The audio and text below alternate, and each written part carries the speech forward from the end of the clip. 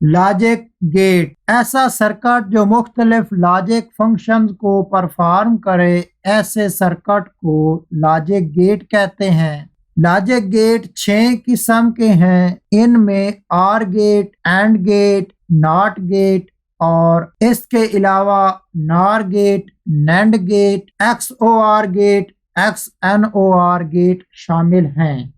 ये and gate की logic symbol है। ए बी इसके दोनों इनपुट टर्मिनल हैं, जबकि X इसका आउटपुट टर्मिनल है। एंड गेट अपनी लॉजिक इक्वेशन के मुताबिक काम करता है, जो कि है X is equal to A dot B।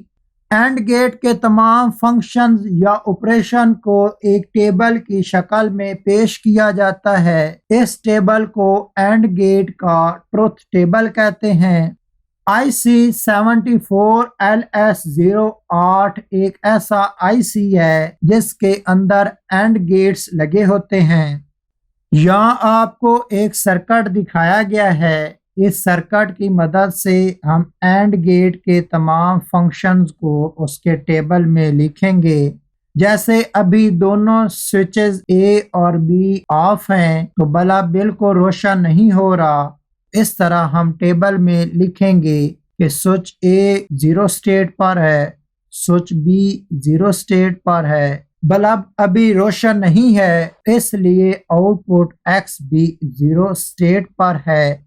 X 0 इसलिए है क्योंकि एंड गेट की लॉजिक इक्वेशन है X is equal to A dot B। A dot B का मतलब है A इंटू B। इस तरह हम लिख सकते हैं कि 0.0 जिसका जवाब होगा 0। अब अगर हम B स्विच को ऑन कर दें तो B स्विच के ऑन करने पर भी बल्ब रोशन नहीं होता। तो इस फंक्शन को टेबल में इस तरह लिखा जाएगा कि इनपुट A 0 स्टेट पर है, इनपुट B अभी 1 स्टेट पर है, आउटपुट X 0 स्टेट पर है क्योंकि बल्ब अभी रोशन नहीं हुआ। X 0 इसलिए लिखा गया है क्योंकि इसकी logic equation A dot B के मुताबिक हम इस तरह लिखेंगे कि 0.1 जिसका मतलब है 0 ज़रब 1 जो कि 0 के बराबर ही रहेगा, तो इसलिए X की जगह 0 लिखा गया है। अब अगर हम स्विच B को ऑफ करके स्विच A को ऑन कर दें तो तब भी बल्ब रोशन नहीं हुआ। तो इस फंक्शन को टेबल में इस तरह लिखा जाएगा कि इनपुट A अभी 1 स्टेट पर है, इनपुट B 0 स्टेट पर है, आउटपुट X 0 स्टेट पर है क्योंकि बल्ब अभी रोशन नहीं हुआ। X 0 इसलिए लिखा गया है क्योंकि इसकी logic equation A dot B के मुताबिक हम लिख सकते हैं कि 1 मल्टीप्लाई बाय 0 जिसका जवाब 0 ही आएगा। अब अगर हम दोनों स्विचेस को ऑन कर दें तो बल्ब रोशन हो जाता है।